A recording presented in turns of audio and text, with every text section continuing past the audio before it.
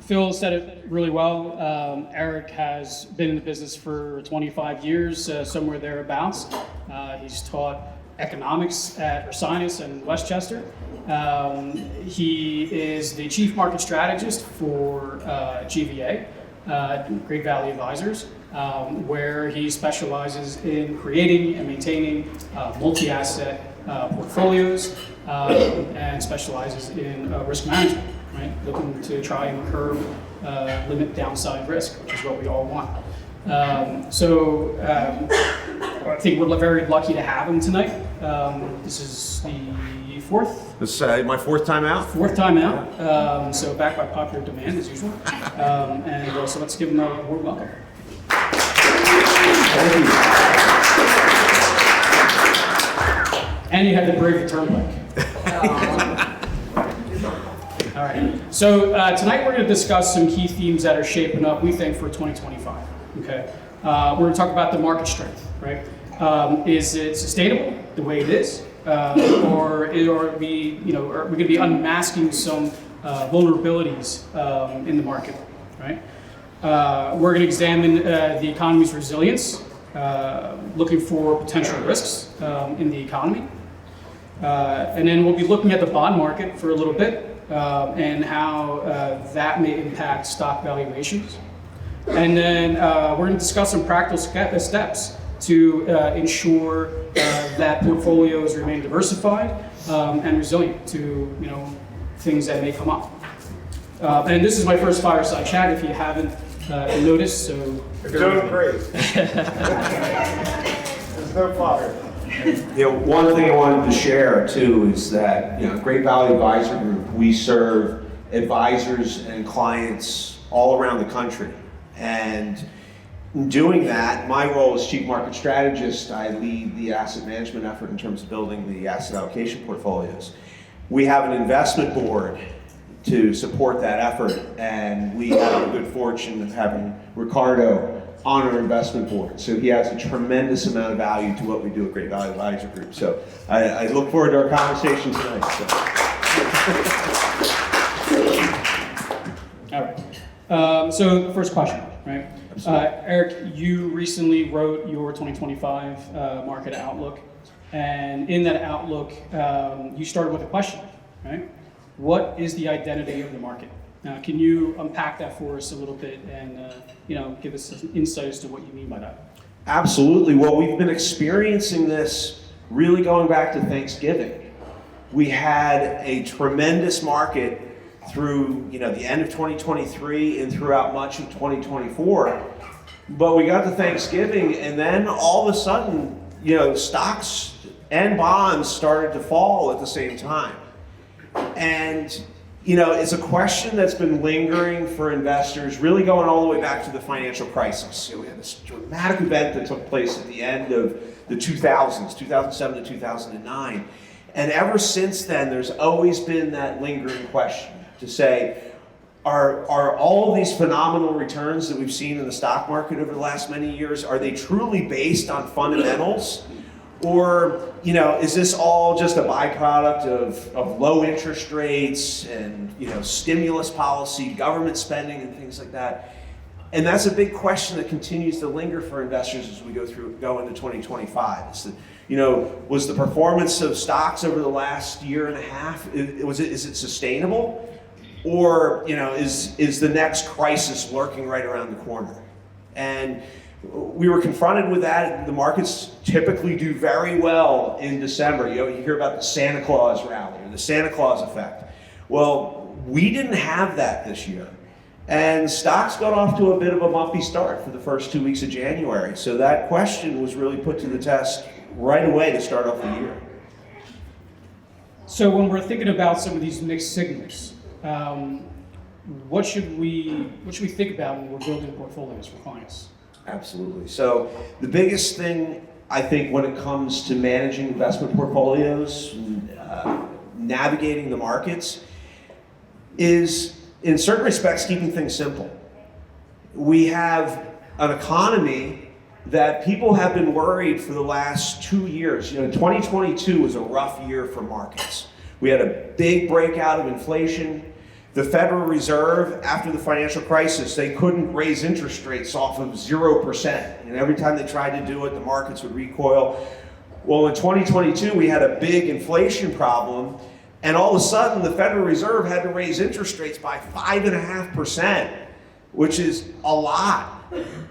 And there was a belief at the time to say, okay, well, if the Federal Reserve is raising interest rates by that much, which means money is going to become a lot more expensive for people to have, surely we're going to go into a recession, right? Well, 2023, we didn't have a recession. And, 2024, we didn't have a recession.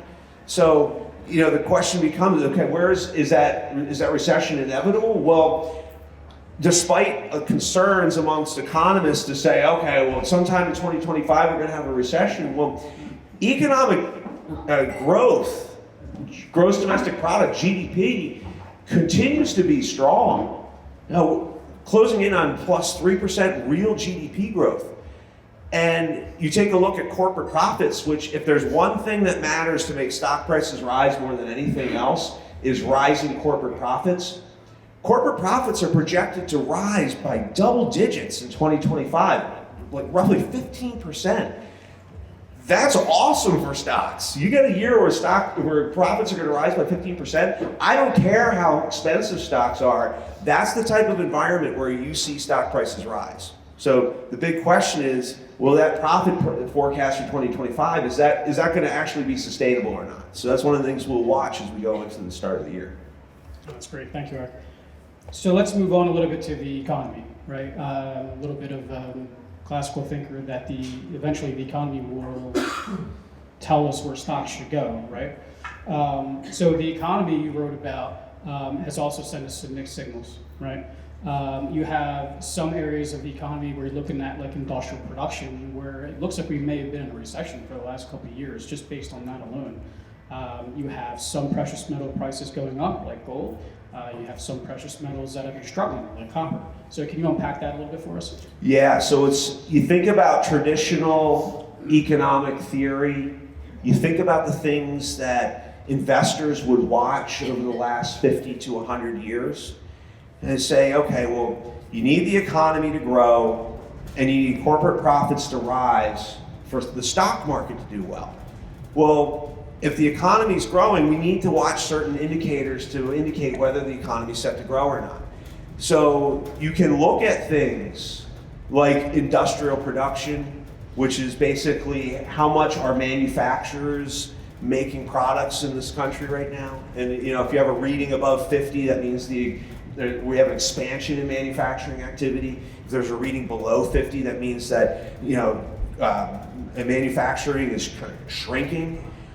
There's other readings, it's called ISM Manufacturing Index, tracking how much are we making goods in this country. And those readings have been weak for some time. And traditional economists would look at that and say, hey, you know what? These manufacturing readings aren't as strong as they should be. They're actually showing signs of contraction. So certainly we're going to see a recession, because when we've seen these readings contract in the past, eventually we've seen a recession. But there's a reality that exists in our economy. It's not 1975, it's 2025. It's not so much about the goods that we're producing in this country, because if we were looking at goods prices have been deflated. It costs less to buy durable goods like a washing machine or a refrigerator than it did a year ago or 2 years ago. But we're not so dependent on manufacturing in this country anymore, whether for good or for bad. What we're much more dependent on now in 2025, and it's been increasingly true for the last several decades, is services. Entertainment, travel, leisure, legal services, financial services. The things that we do in our day-to-day lives is not so much about how much we're making, it's how much we're serving. And when we take a look at the economy from that perspective, there's a lot of good reasons for optimism. That's fantastic, and thank you all for the financial services part of that. Shameless plug. So following up to that, if the economy does start to stumble, what do you view as maybe being the catalyst? Like, what would your opinion be on that? And how can we prepare for something like that within portfolios, within our assets? Okay, absolutely. So we go into 2025, there's a lot to be optimistic about. The number one downside risk, and for those of you that have seen me in the past, I probably have mentioned this, and I put up my index finger and said the number one downside risk, because it continues to be even more so true than ever as we go into 2025. The number one downside risk for the economy and for the markets is a renewed rise in inflation. You think about the presidential election season that we just went through, and you think about the things that the candidates were talking about. They weren't talking about people having trouble finding a job. What they were doing is that they were going to the grocery store and they were standing in front of the dairy aisle talking about how expensive eggs are right now. The problem that still lingers in everybody's mind is inflation. Now, inflation is a lot better than it was 2-3 years ago, 2022, but it's not like prices went down. The last time I was here, we talked about, it doesn't feel like the inflation problem's gone away. Well, it hasn't, because things are still a lot more expensive than they were. It's just they leveled out and getting more expensive. We're heading into 2025 with an economy that continues to exceed economists' expectations. In an environment where the Federal Reserve has just lowered interest rates by 1%, which puts more money into the economy. In an environment in 2025 where we just had one political party sweep the elections in 2024, which means we're likely to see more fiscal spending than we have previously, which is more stimulus into the economy. When you have an economy that's already doing well and is going to get some added juice in terms of monetary policy and fiscal policy, those are the types of things, Econ 101, too much money chasing too few goods, those are the types of things that can cause prices to rise and inflation to come back. So inflation data looks good. We had a great reading on CPI last Wednesday that said, hey, you know what, prices are still leveling out, they're growing at a slowing rate. We start to see those numbers turn back higher, 3%, 4% or more. The markets are going to increasingly not like that if we see that trend take hold. And I don't know if anybody's been paying attention to the news, but the new president just had a few corporate leaders in technology in the White House the other day, and they were talking about investing $500 billion. So that's also added stimulus to the economy. But I guess the story of inflation is a good segue into the bond markets, right? You have yields that are still, high, considering more recent history since the 2000s, since the mid 2000s on. How do you think the bond market's going to affect our portfolios and the way that we invest? In the fact of how yields are now and where they might go, considering these things that are going on with inflation. Okay. Yeah, no, it's been an interesting time for bonds going all the way back to 2022. Stocks get so much attention because they're interesting, and you can turn on CNBC or Bloomberg Television or Fox Business and say, okay, there's Apple and it's got a ticker symbol, or there's Nvidia and it's a ticker symbol, and I can understand it. But bonds, a lot of people don't know this, but bonds had a phenomenal run. From 1981 to 2022, they were in a 4-decade bull market. Does anybody remember back in 1981 what it was like to get a mortgage rate? No. Absolutely. We're talking like 15%, 18%, 20%. Interest rates on a mortgage. Well, I'm sorry? Every 15 minutes the rate went up. Absolutely. It was phenomenal. I mean, I can remember in 1981 going to the bank with my mother because she was opening up a savings account for me. And the interest rate on that savings account was 14%. Jeez. Anybody get me a passbook savings account at 14%? Please let me know. Well, that marked the beginning of the bull market in bonds, and it continued. Interest rates as high as 15, 16% on treasury bonds falling as low as 1.5%. That was actually 0.5% in 2020, but it was as low as 1% as recently as early 2022. Well, as yields go down, that means bond prices go up. Well, since 2022, we had this big inflation outbreak. Well, bonds have struggled since then. You know, it's a give back. If you win for 40 years, you're bound to take a few years to give back, and that's kind of what we've been seeing.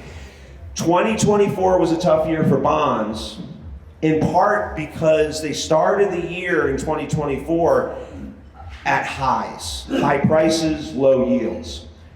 The 10-year Treasury yield got to 5% in October of 2023, and then rallied furiously through the end of the year. It's this huge rally in the bond market in November and December of 2023. So we effectively started at highs in the bond market in 2024. So it made for like a flat year. You know, yields bounced back and forth, prices bounced back and forth, and the bond market effectively ended up flat.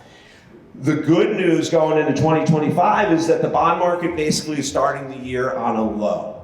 It was a rough last couple months for the bond market going into the end of December. So there's a lot of room for upside in the bond market. Now, a lot of people like to just kind of ignore the bond market and say, you know, bonds, boring, I don't get it. You know, yields go up, prices go down, it doesn't make any sense. Let's get back to focusing in on stocks. But the reality of it is that to understand how your stock portfolio is going to do, you have to keep an eye on the bond market. And the reason that is because if the 10-year Treasury yield is at 5%, that means that is an alternative. Investors say, hey, you know what, I could go out and buy a Treasury bond where I know they're going to pay me back in 5 years, 10 years, 20 years, and I can get 5%.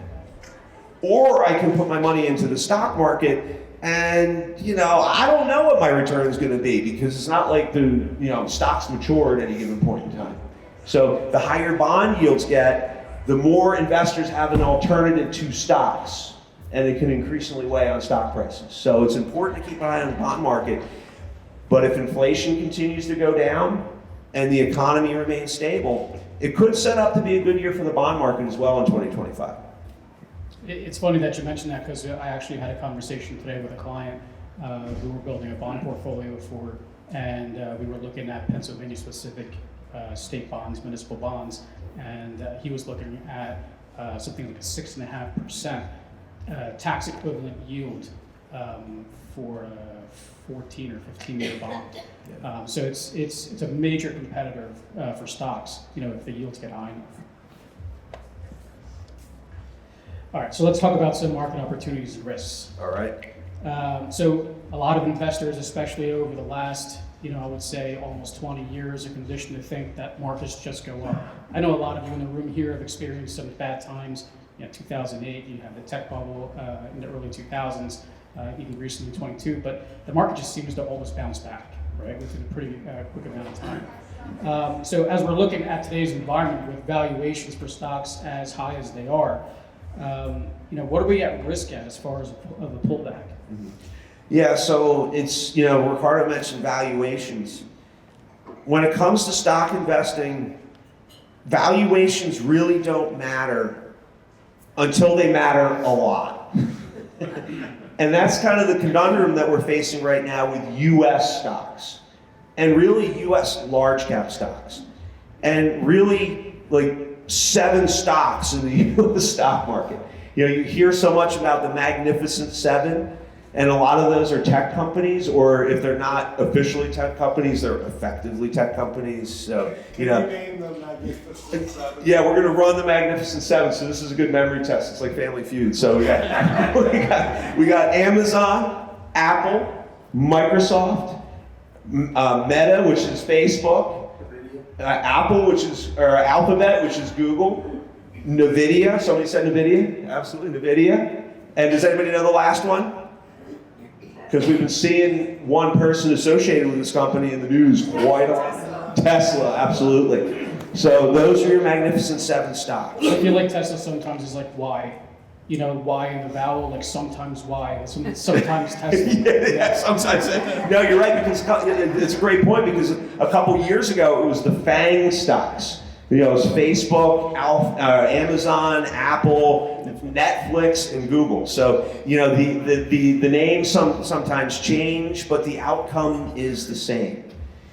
You have 7 stocks that make up, 28% of the US stock market now, that are trading north of 30 times earnings. I mean, this is just, blisteringly high valuations.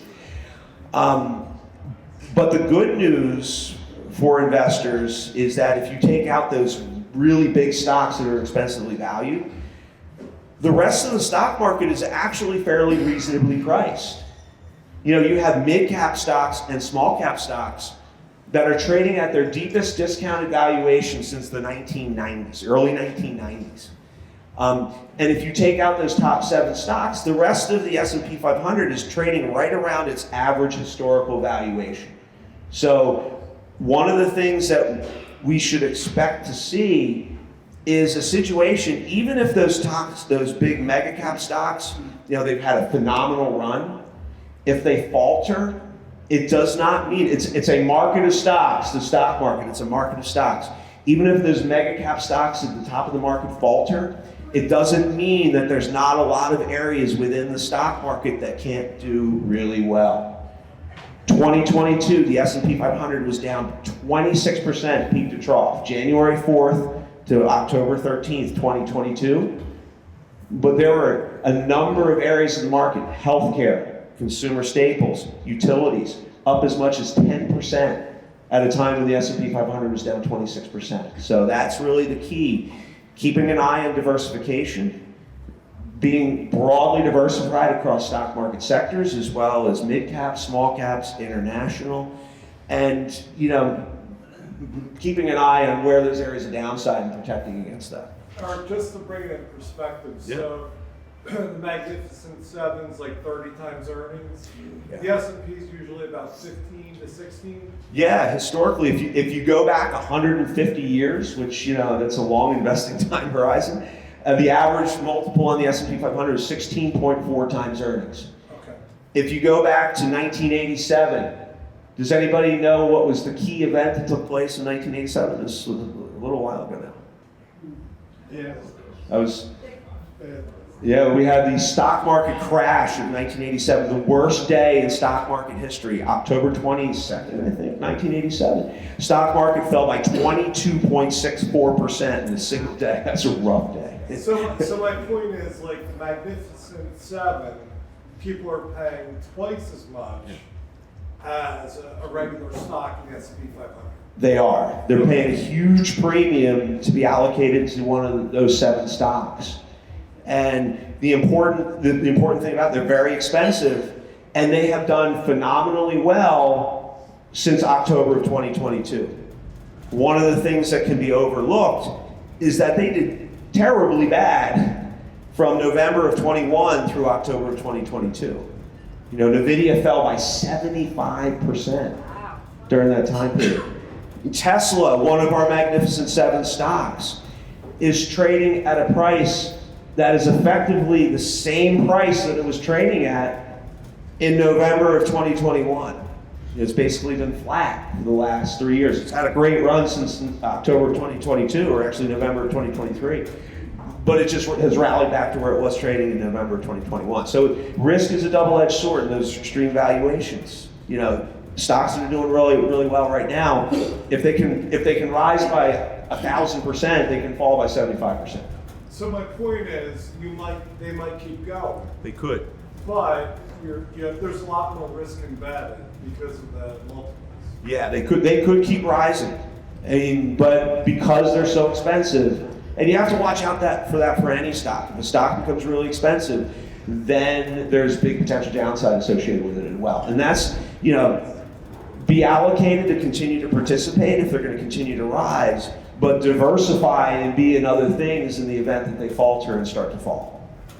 There is, I just want to, so the valuation that we're using, PE, price to earnings multiple, just means the price of the actual stock versus basically the money that they're making.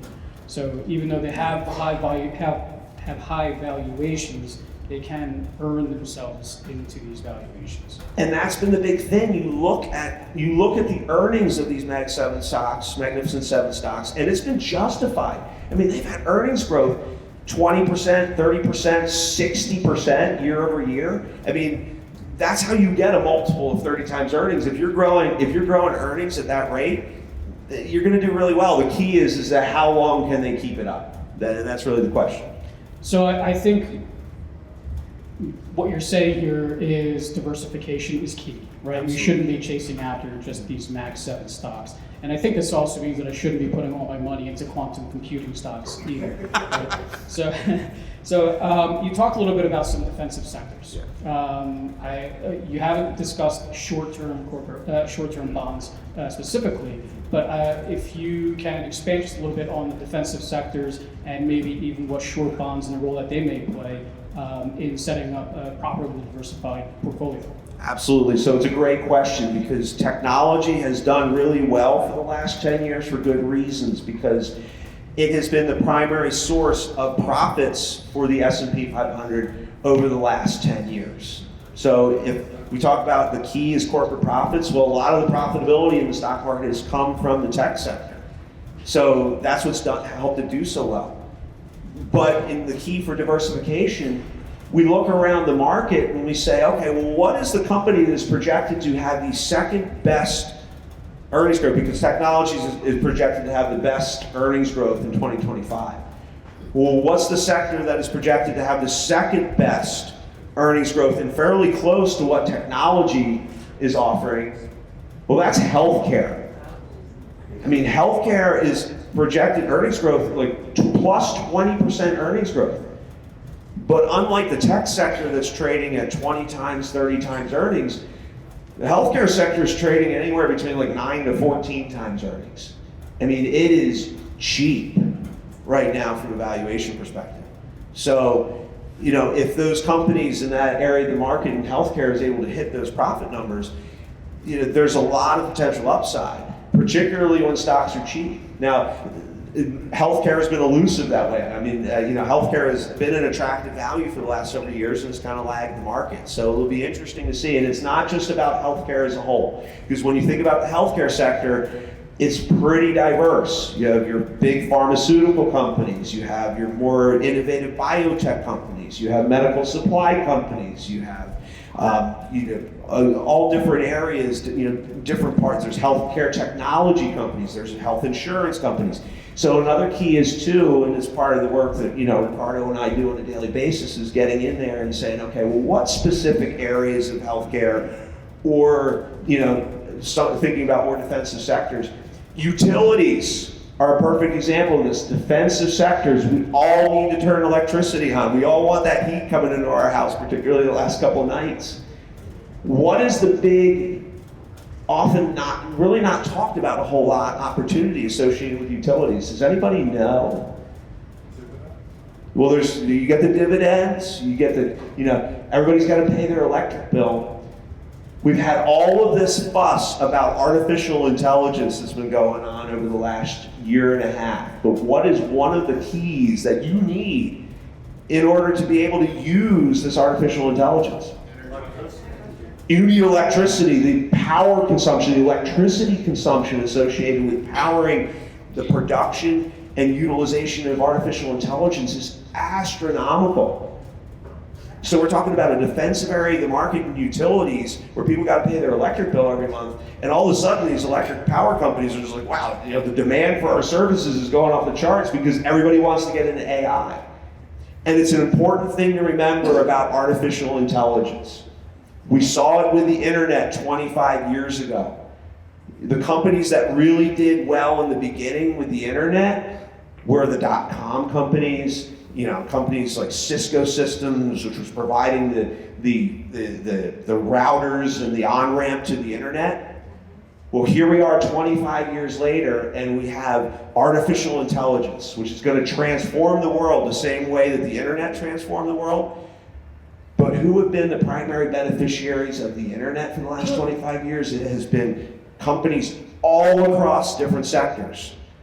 The same thing's going to be true of artificial intelligence. Those tech companies have been reaping the benefits of it initially, But artificial intelligence is going to transform the world for companies across all these different sectors. And that's really where the opportunity resides over the next 10 to 15 years. So you're saying we should add an electric company to our portfolio? Among others, absolutely. So there's, I think it's Dr. York, that says that if you're, every company is a technology company. Exactly. Because if you're not producing technology, you're using technology. Yes. Yeah, I think that's more important than ever. Carl, quick question. Go for it.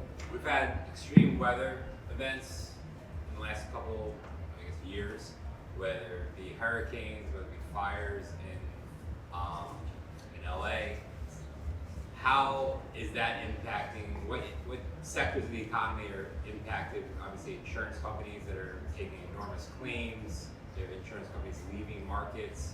How is that going to affect certain sectors and overall economy? It's such a good question because you see the tragic wildfires that are going on in LA, and you see the human tragedy of it all, and it's sad to watch, but it also has an economic effect. The same way that like a massive hurricane can have. The first thing to mention about these types of disasters is that, as unfortunate as they are, they're economically stimulative. Because if you have a hurricane that comes in and, tears everything down, or if you have fires that come through and burn everything down, well, you have to rebuild.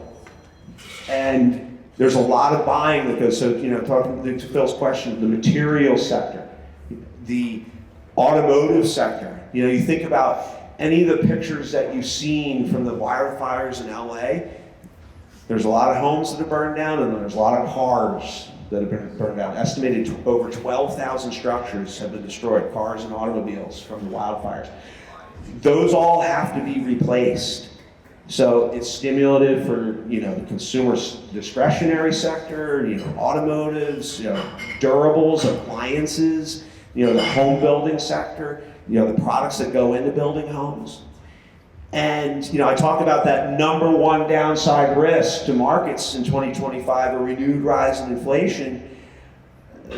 It's also likely to have an inflationary effect. And the question is how measurable is that going to be?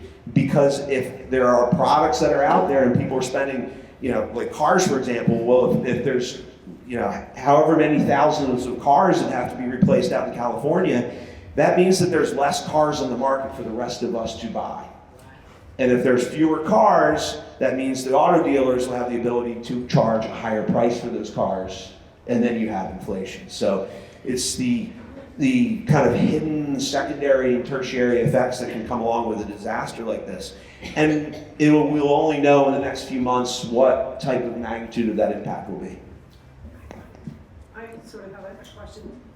You said with the result of fires and hurricanes is an increase in building and rebuilding. How, with the promised tariffs that are due to come, much of our building materials are imported. Yes, good question. So the cost of building is going to go sky high. Yes, so that's going to be another key element. We have a new administration in Washington, and one of the big themes on the campaign trail was the use of tariffs in order to protect U.S. industry. We talked about the weakness in manufacturing. Well, having family that's from some of the rural parts of the country, I have seen firsthand the impact of the decline in manufacturing that has had on so many rural parts of the country, as well as suburban parts of the country, when manufacturing facilities disappear and nothing comes in to take their place. So part of the spirit of those tariffs is to protect U.S. industry, to protect U.S. manufacturing. Well, from an economic perspective, it doesn't necessarily work out that way, because when you apply tariffs to another country, well, they apply tariffs back. And in order to get the goods into the country, basically, those higher prices associated with tariffs will end up getting passed along to the consumer. Now, Tariffs have been talked a lot about as a potential a potential tool from an economic standpoint. Just kind of reading between the lines and some of the things that we're hearing so far is that it is probably more likely that the tariffs will be more widely applied as a negotiating tool than an actual application tool. There was tariffs from the first Trump administration that were kept by the Biden administration. And we haven't seen we haven't seen sustained negative effects from those tariffs. So the tariffs may not be as sweeping as they maybe have been discussed, but that's going to be something that's important to watch as we go through 2025, because if trade wars break out, that's inflationary for sure. If I may, with the tariffs for a second, sometimes the media tries to make things seem much simpler than they actually are. You hear the media say a lot, tariffs are inflationary, and they can be, and throughout history we've seen that. Right before the Great Depression, one of the reasons why the Depression was so bad was because of broad sweeping tariffs that were put out there by the administration at the time. However, tariffs, like everything else in our economy, are extremely complicated to comprehend how they're going to shake out until they've actually been applied in the manner in which they've been applied. So like in the first Trump administration, a lot of the tariffs that were applied there, we didn't feel it as much on the consumer end, because at the same time the tariffs were applied, our currency, our dollar, increased in value, which actually made it cheaper to import goods from overseas. So it kind of washed out. Now, is that going to happen this time? Who knows? It depends what kind of tariff stays still and to what degree. But it is a very complicated issue. It's not as easy as some of the sound bites you might hear is to say tariffs equals inflation equals back. Sometimes it works out that way, sometimes it doesn't. Because the currency increases. The price of the currency. Absolutely. And I love the questions. Keep them coming in. If some of these tariffs are implemented because they want to bring manufacturing back into this country, it just seems like it'll cost, with more manufacturing in this country, wages and materials being higher, prices for the goods, hard goods and other goods, are just going to skyrocket. The young people in this country can't afford these cars at these levels today. They can't afford real estate today. What happens to this younger generation? Most of us are older here. The next couple of generations, how are they going to afford to live? I appreciate that question, Steve, especially given the history between you and my dad. For those of you that know, Stephen actually worked with my dad years ago before, when I was still a teenager. So I understand where that question's coming from. My dad as a retired partner. That is a great question. I can tell you from personal experience on my end, right? When I was first starting out, and I went to go buy a house, I thought to myself, who the hell can afford to buy a house, right? And I was making good money when I was 22 and just out of the Navy, right? I said, who can afford to buy a house? These houses are so expensive, right? I think every single generation has that same thought of, how am I going to afford to buy a house, right? I think one of the issues that we have as a society is, what is a house, right? What does that equal, right? My first house was a duplex, right? I bought a duplex, I lived on the first floor, I rented the top floor. Right? The house basically paid for itself. Would other people want to make that same sacrifice that I made to be able to afford to live on their own? I don't know. That's a question that they have to ask themselves. A conversation that we have a lot is the younger generation, why would they want to move out of their parents' house? Right? They live in a nice 3-4 bedroom house with 2-3 bathrooms, maybe a pool, maybe a finished basement. They got the whole place to themselves. Their parents are never home because they've saved a lot of money in their 401ks and they're out traveling around. I think I was just talking to a client not that long ago, and they said that their child was out looking for a house, and then they literally said to them, why would I want to move? Right? So it's, again, like most issues, it's a complicated question, right? We have two things going on with the real estate market today. I live in a house with a 2.65% mortgage rate. Thank you, Mike. Right? So I'm not moving. You're gonna have to drag me out of my house kicking and screaming, right? Or in a coffin, right? So if I'm not moving, no one's buying my house. right? Which is why real estate prices have stayed pretty stagnant over the last couple of years because nobody's selling, so no one's moving. The only people that really have the power to affect that are a lot of home builders because they get to subsidize their mortgages in order to be able to move their inventory. So the only people that are selling houses are new builders that are building. New builders that are building have to decide what kind of house they want to build, right? Some of that may go into having things that would entice builders to build a certain house. That's a question for the government to answer, and how they entice a builder instead of building, a 4-bedroom, 3,500 square foot townhouse that costs $700,000 to building a more affordable starter home. Because that's one of the bigger problems I think that we have in the country today is that if you are 25, 30 years old and you're starting out life, there's not a lot of homes that you can buy because most homes are being sold to people that have the money. Who has the money? People that are higher, like 55 plus. You see a lot of 55 and older communities that are being built, right? And folks that are in their higher earning years, and they're buying 4-bedroom houses, right? So it's a vastly complicated issue. Some of it may have to do with tariffs. Some of it has to do with just what's available as far as inventory and how to direct builders to building something for the younger generation. Some of it has to do with just the actual generation themselves on whether they want to actually leave their parents' basements and go out and venture on their own as an 18 or 22-year-old kid like I did, right? And a lot of rent, like everybody's renting. A lot of rent. Yeah, there's a lot of rent.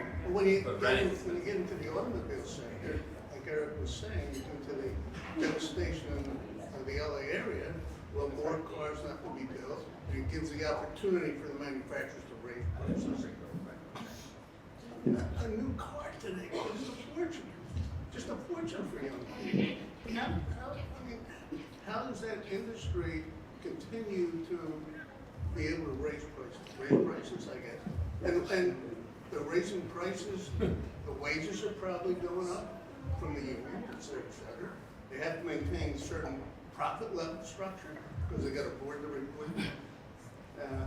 It's the people at the bottom, the consumers, are the ones getting destroyed.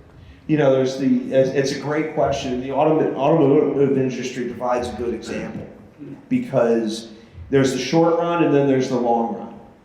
In the short run, you see higher prices because there's fewer cars to people to buy, and if they're replacing them from the wildfires.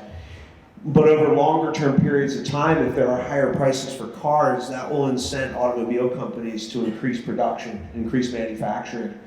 And the opportunity, one of the ways that the automotive industry has transformed itself in this country over the last 40 years is a lot of foreign manufacturers have come to produce cars in the United States, and they're using non-unionized labor to do that, which has enabled them to be more competitive on pricing. One of the things that's really interesting to me is that when I say the name Cadillac, we think American car company, American, it's Cadillac, it's GM. Well, the reality of it is that Cadillac is effectively a Chinese car company anymore. Cadillac sells 4 times as many Cadillacs in China than they do in the United States. And it's still a U.S. car company, but that's the globalization effect that we have seen take place over the last 30 years, which leads to 2 key points that kind of build on that issue. Is that in the long run, companies can adapt production. We went through a period from 1991 to 2022 where we lived in a world of globalization. We had the fall of the Soviet Union in 1991. We had the opening of the Chinese economy in the 1990s. And basically by the 2000s, we entered into an era where countries could freely trade and ship goods anywhere because everybody was getting along. Sure, there were some regional conflicts, and the Middle East will always have its unrest, but pretty much you could buy goods from anywhere around the world at the lowest possible price. Well, that was starting to unravel for years, and then we hit 2022 and Russia invades the Ukraine. And I think we'll look back in history 10, 20 years from now and see is that was basically the end of the globalization era. And we're likely to see increasing disglobalization. and reshoring and onshoring of production. We have seen manufacturing activity actually coming back to the United States, going back to the first Trump administration. And it continued through the Biden administration, and it's likely going to continue going forward. And in part, that is due to national security. Semiconductors, for example. You know, China starts agitating about Taiwan. Well, most of the semiconductors in the world were being made in Taiwan. And people are just like, oh, okay, well, if we have this risk, we need to start bringing this production back to this country. So whether it's technology production, energy production, the net effect of that is that we had this environment where inflation was between 0% and 2% for years. The Fed was struggling to get inflation rate back up to 2%. Well, going forward, we're likely to see inflation be more in like the 2% to 4% range, or 2% to 5% range. But the reality of it is 20, 25 years ago, that was kind of 3% was the normal inflation rate. It was only more recently that we got used to this lower inflation rate because of globalization. If we end up in that 3% inflation rate, 2 to 4%, that's still an environment where the economy can do well, corporations can make money, and the stock market can go higher. And one more thing I'd like to add as far as that goes as well. We talk about a lot about rising prices, right? The price of homes, the price of cars, the price of food, a lot of these things that we use. One thing that I don't hear as many people talking about, a lot of people, but not as many people talk about it, is the wages, right? And how much some people are making nowadays, right? It used to be when I was, fresh out of the Navy and kind of trying to figure out what I wanted to do all over again. It was, do I want to be do I want to go back to school and get my degree and have a white collar job, or do I want to go into trades, right? I spent some time in the trades, and I obviously spent most of my time in a white collar job. And I have to say, if I was another 20-year-old kid nowadays, the chances of me to be able to make a living now, right, if I choose in the trades and make good money, I'm not saying money, I'm saying good money, are so much higher than it was at the time. Yeah. The amount of money that a qualified electrician makes, a qualified plumber makes, a qualified HVAC mechanic makes, is light years more than it was when I was in my 20s and looking around, right? It was always one of those things like, okay, well, I can do this, I would have fun doing this job, I love working with my hands, I love building things, but I'm gonna be capped, right? I'm gonna be capped at how much money I can make, right? Now, if you have a skill in the trades, if you're a good electrician and you have people skills, you can get a truck, start your own business, and the sky is the limit, right? And that wasn't necessarily the same case as it was 20 years ago, 30 years ago. So today, where you can be a skilled, hardworking guy, and you're easily making six figures if you want to, right? That wasn't the case. So as a electrician, a plumber, an HVAC guy, I would be able to afford a nice house in the suburbs if I wanted to. 20 years ago, that might not have been the case, right? So there's some definite opportunities. Yep. Just because I'm a little bit older than you, there was a long period of time where the thing was you had to get a college education. And all of a sudden, we didn't have enough tradesmen. And that is why, over the years, that now those guys, because there isn't as many of them, can do exactly what you just said. But there was a really long period, if you could go to college, forget about it, you weren't doing nothing, you weren't going to make any money. And so it's like, That's true. That's true. There was a big push for people to go to college 20 years ago, 30 years ago. But I want to concentrate on something. That if it wasn't for the push of people going to college, there wouldn't be as many people that would be requiring those services. Because of those people that decided to go to college and not go into the trades, that left a void open so that people can go into the trades and actually make good money now. It'd be a valuable resource to the economy. And AI is not going to take away the trade. Yeah, no, I don't think AI is coming to my house and doing my electric, no. The demand's there now. The demand wasn't there before. Correct. And also the trade, you're not load yourself up with debt when you're in college. That's right. That's right. That's right. Yeah. You're going to start to see it starting to flip. Yeah. And the data's been supporting this for about 8 or 9 years now. The percentage of high school graduates that are going off to college has been declining, and the percentage of students that are I think about the school district that I'm in, the technical college. There are more and more students in high school that are going to the technical college for all different types of trades, because the opportunity is there.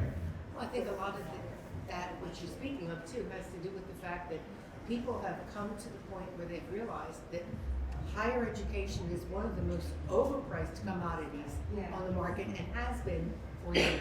Absolutely, and we had a situation where tuition rates were rising, 7-8% per year ahead of, it's well ahead of the rate of inflation for years.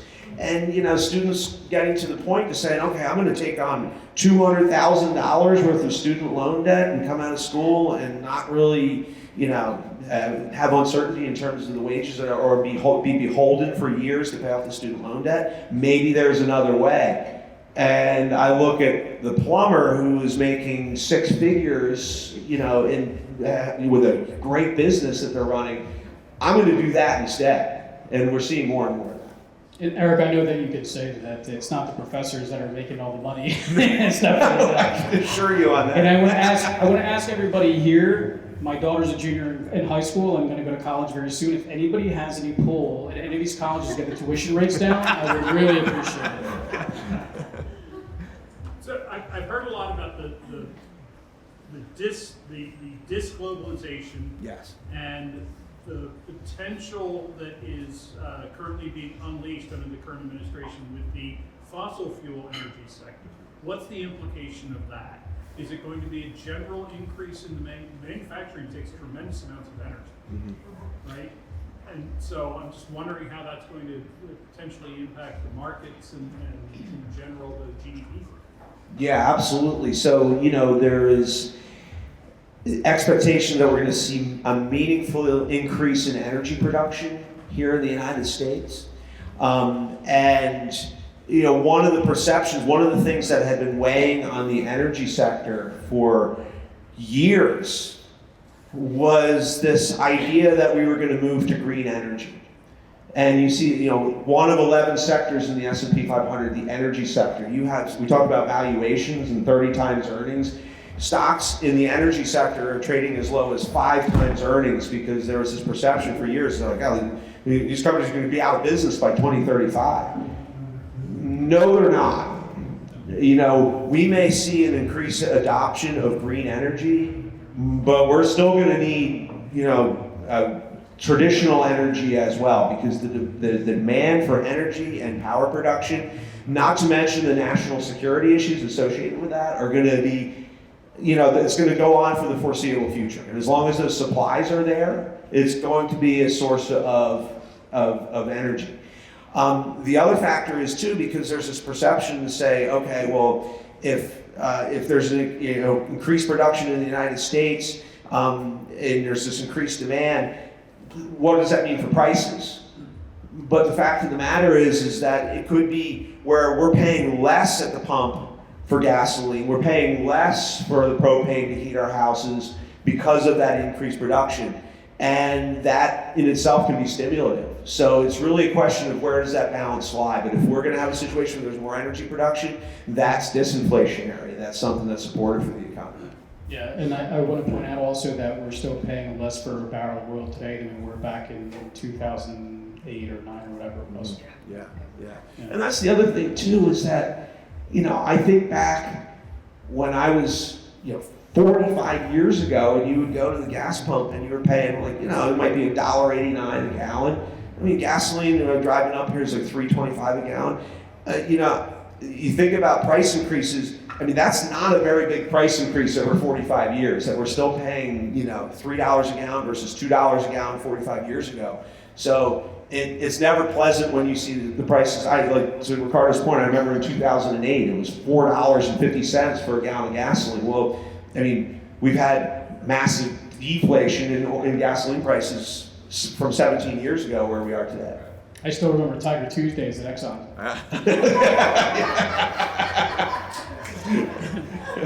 I love all the questions. I do want to get one more question for you. We covered a lot today, and we covered, mostly things that we think might happen in 2025. Yes. Okay.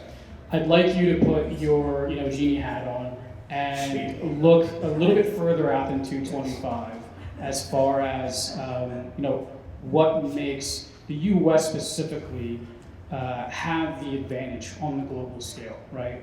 Maybe geographically speaking, maybe the quality of our immigration, maybe the fact that our neighbors in the north and south are friendlier compared to other parts of the world. What's your take on that? Yeah, so I'll give a forecast. We've been talking a lot about 2025. I will give a forecast out to 2039 for it. So we're gonna get out here to the end of the next decade. The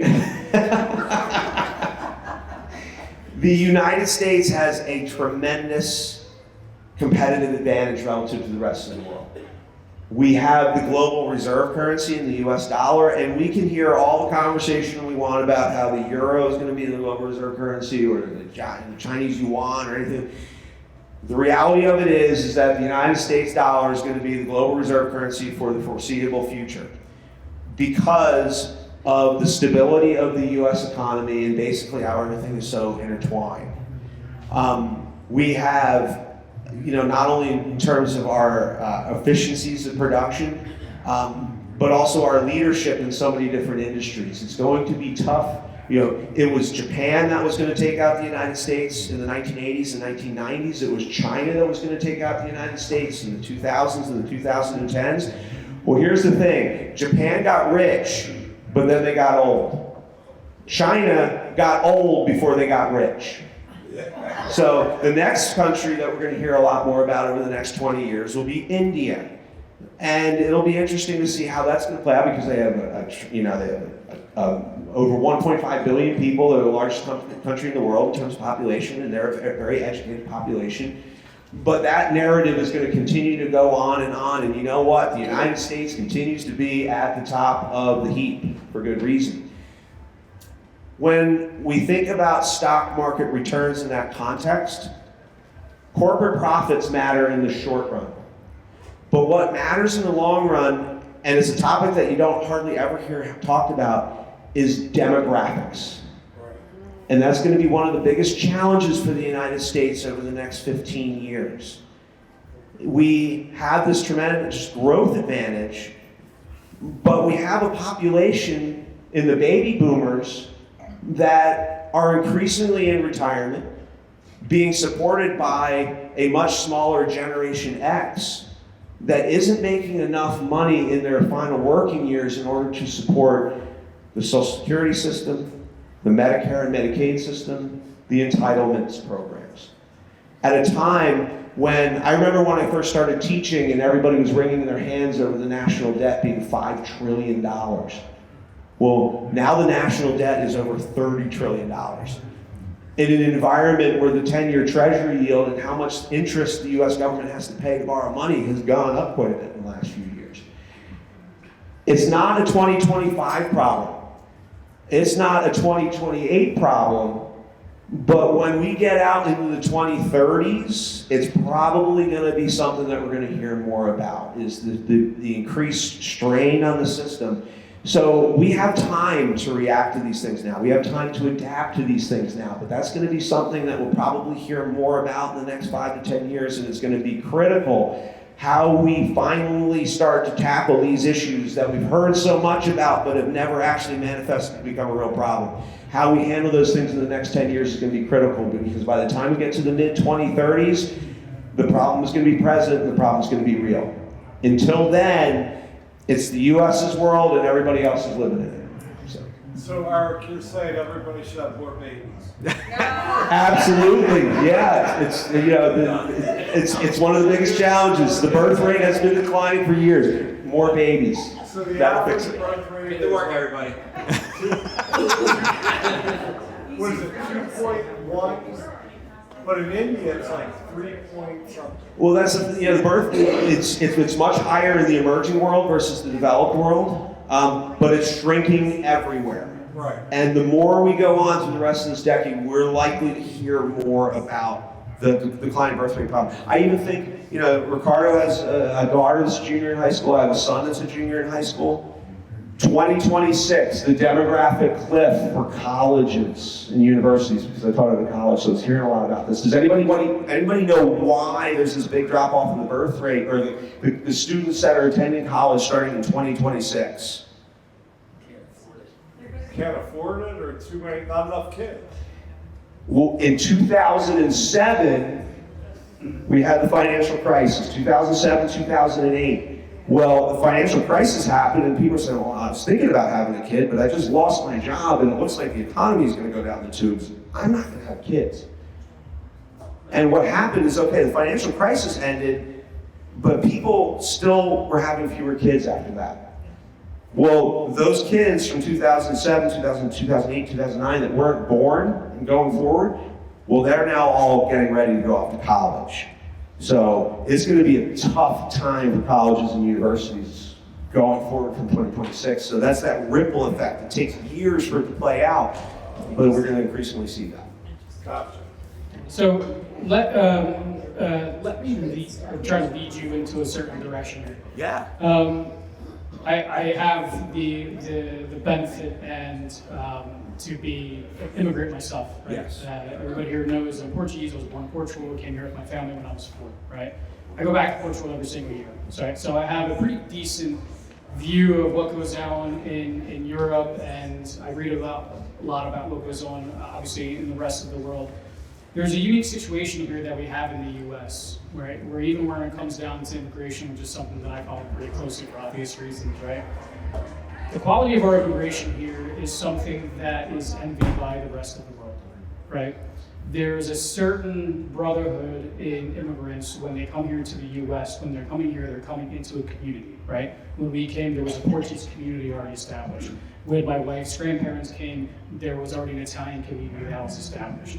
They came there, they had work, right? They learned a skill if they didn't have it, right? My dad was lucky enough to get into the Carpenters Union, work with Steve for quite a few years because of my uncle that was already here. The people that are coming from, Central America, South America, even if they're coming over without the skill, they have a place to learn a skill, whatever that may be.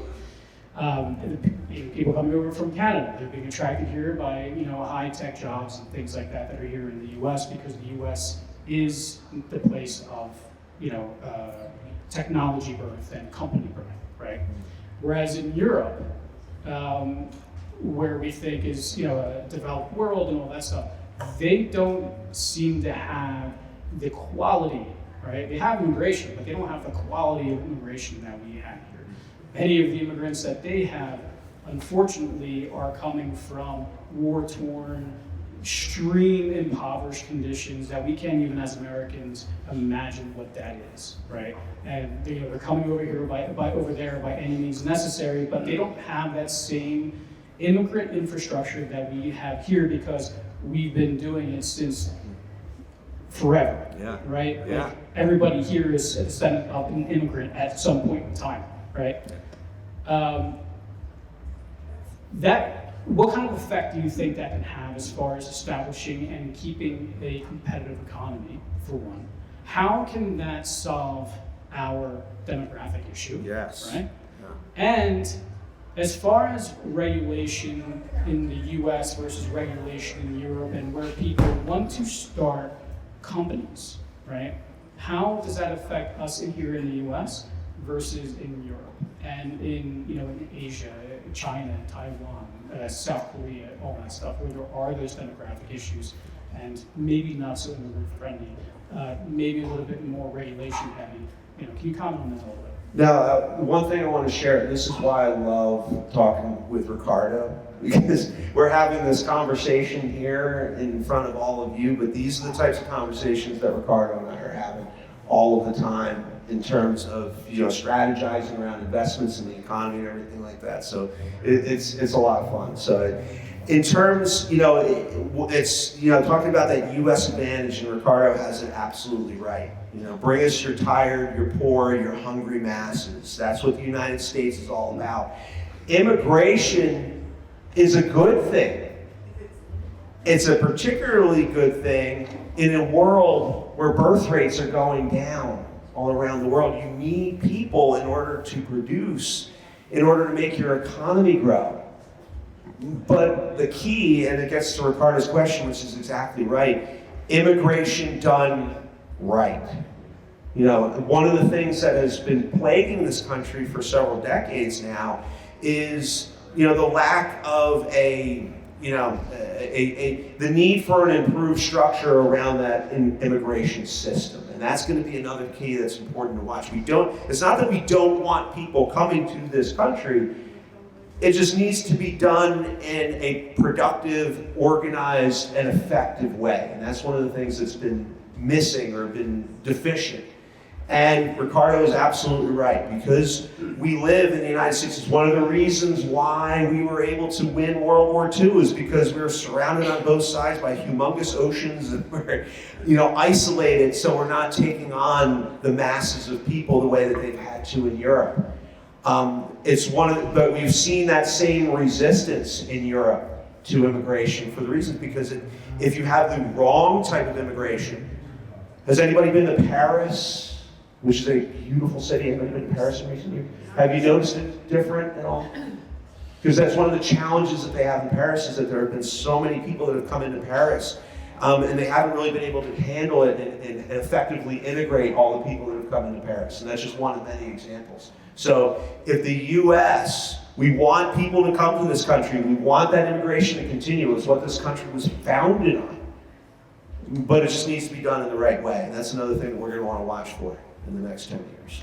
And in areas like in Asia, for example, they're not so immigration friendly, right? They don't want immigration at all. Good, bad, or indifferent, right? So while their population is much older than the US, they don't have the influx of immigration coming in to help make up for the fact that they're not having babies. No, that's one of the things that will be a weight on Asia going forward. I mean, it's the reason why the Japanese economy is likely to continue to struggle going forward is because there's not an open integration system in Japan. China's going to struggle with the same thing. You have the 4-2-1 problem in China. 1978, we have a population that's growing out of control. I know, let's just limit everybody to having one child. Okay, that's going to limit your population growth, but if you do that for 40 years, all of a sudden the people who are working, we talk about the problem confronting the baby boomer generation and Gen X, will take that and compound it exponentially, and that's the problem increasingly confronting China. And they are not a country that is welcoming for immigration either. So that, despite it being such a political hot button issue, the United States has a competitive advantage in terms of immigration and population growth going forward relative to the rest of the world. With that being said, so I've been looking a lot into it, and I'm very interested in it myself, but this is the most pro-crypto administration ever. Fair shake, crypto, hack. Bobby spent more money than anyone in this past election, $140 million. The FCC chair is out, the new one's in Platt, which is pro-crypto. It's one of the FCC's meeting in a private meeting. If they come down, the problem is crypto, and I don't know a ton about it, but the problem is there's no guidelines, there's no regulations on it. So if they put guidelines and regulations on it, what do you think? What do you see happening, changing? And once there's guidelines, that's why it's so popular in Japan, Korea. They're over there because they have guidelines. They know what the regulations are. They know what their guidelines are. In the U.S., we have 0 guidelines. If they set guidelines in place in this next administration, what do you think that does to the economy? I understand that there's a limited amount. There's so much money is a limited amount each one, so that drives up the demand. As they add guidelines, it adds clarity, right? And for the thought leaders in crypto technology and in Bitcoin or whatever, they want that because there's a lot of serious businessmen out there that want to be able to know what can we actually do with this? What's the end result? Not having those guidelines makes it harder because then it's more of a wild, wild west thing. It's hard to invest money into different projects that would involve it because you don't know, is this thing going to be even legal in 2 years, right? So putting guidelines around and putting regulation around it and guardrails is an extremely important step to legitimizing it here in the US, right? The one thing I would like to point out to people that it's just not a U.S. problem. It's also a Europe problem. It's also a China problem. It's a South Korea problem. It's an Africa problem. It's a South America problem. Brazil, Argentina, whatever, right? Because if a country like one of the arguments I hear for crypto is that it's great for the people that are unbanked, right? So if you're from a poor country in South America or Africa with maybe a corrupt government, it's a way for you to be able to tuck away like cash and have cash that the government can't just go in and take. That's great if the government allows you to have it, right? So it's a very complicated issue. It's not something that can be said like, oh, this is how it's going to go. No one's going to know how that works. I kind of fall back always to saying the technology of it is very viable, right? And as they put regulations around it, banks will be able to know how to use it and will adopt it much quicker, make things simpler for you and I to be able to conduct business, to transfer money back and forth, to pay each other, makes things cheaper. Real estate, hopefully will be more efficient. All these kinds of things, making loans hopefully will be more efficient, making them cheaper. That's all good. The more efficient we can make the economy, the better it is, the more the economy can grow, right? These are all good things. However, all the use cases that are going to be around it, again, it's anybody's game, right? Because if anybody figures out how to hack it, block it, take it somehow, it loses the confidence, and then what happens to the price, right? So as a technology, great. As an asset to own, it's speculation at this point. Just in terms of the regulation and the oversight coming to cryptocurrency, it's something that's long overdue. The SEC under previous leadership, they wanted to ignore the cryptocurrency issue. We're just going to ignore it. And the only problem with that is that cryptocurrency is global, and the rest of the world was kind of accepting that this is happening to varying degrees, so they were setting the rules. We talk about U.S. leadership. The world's looking to the U.S. to say, okay, what's the rules around all of this? And U.S. regulators are just kind of like, well, now they're actually, studying and say, okay, we're going to establish the rule book. So there's going to be a period of catch-up that's going to need to take place, and in the long run, that's going to be positive for the cryptocurrency complex because it's going to put some clearly established rules around how is this going to mature going forward. And there's going to be some bumps and bruises that take place along the way. I think to Ricardo's good point, we talk about artificial intelligence and how that's going to be transformative over the next 25 years. The blockchain, which underlies these cryptocurrencies, is going to be equally transformative over the next 25 years. And it won't be the United States ditching the dollar and using Bitcoin. It will be a rural segment in Guatemala that's using it because, not Guatemala per se, but a third world country where they have unstable currencies. And that's where you'll start to see adoptions, and that will be part of the maturation process. But it's really something that's going to take place over the next few decades. One of the ways that you can use Bitcoin today, even if you're not going to invest in it, is the price of Bitcoin tends to rise ahead of the market and also fall ahead of the market. So if you see a correction in Bitcoin prices or any kind of cryptocurrency prices, that can be a leading indicator that the stock market may be pulling back. So it's even if you don't invest in it, it can be a useful indicator for monitoring your investment portfolio. A question about Bitcoin. Right now, our dollar through the Federal Reserve, every dollar we have, we're paying interest on to the Federal Reserve. If we switch over to Bitcoin, does that go away?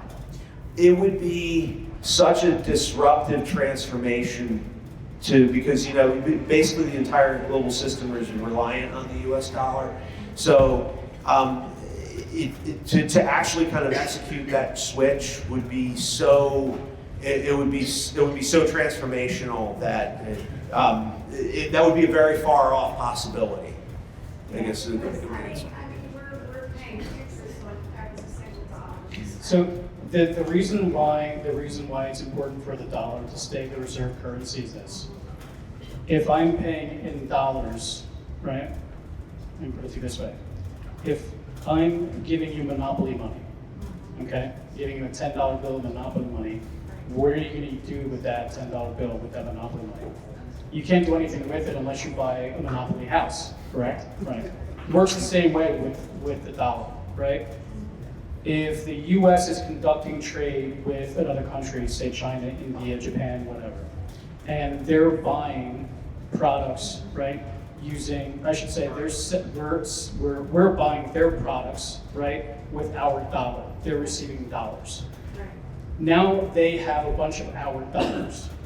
They can't do anything with that money other than buy other dollar-denominated assets because they only have so much of their currency that they would have to switch to. Which is why our debt, right, or the US debt is also so important because many of these countries trade in our dollars that we gave them through the trade of goods and services, right, to buy our bonds, our US government debt, right?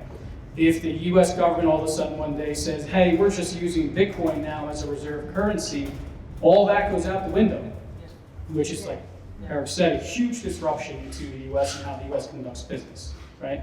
So again, sound bites from the media sound great. Oh, they're going to use it as a means of reserve currency for the entire world. It's not that easy. It's not that easy. What is said is much easier than how things are actually done and work in the world. It's much more complicated than anybody, including us, can imagine, right? Well, maybe I'll just use it for my $7 dozen eggs. Stuff like that. My income didn't go up, and that stuff sure did. I want to thank everybody here for coming out tonight. We're going to be hanging around so you guys can ask Eric questions individually, me, whoever, right? Charlie, Phil, John. We're always here for you guys. We really, I can't stress that enough, appreciate you guys coming out in the bitter cold like it is and hanging out with us. Did you guys like this format? Yeah.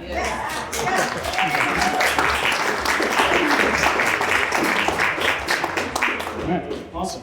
Well, thank you for coming out. We appreciate you. Thank you to everyone for having me here tonight. It's great to be here with you guys.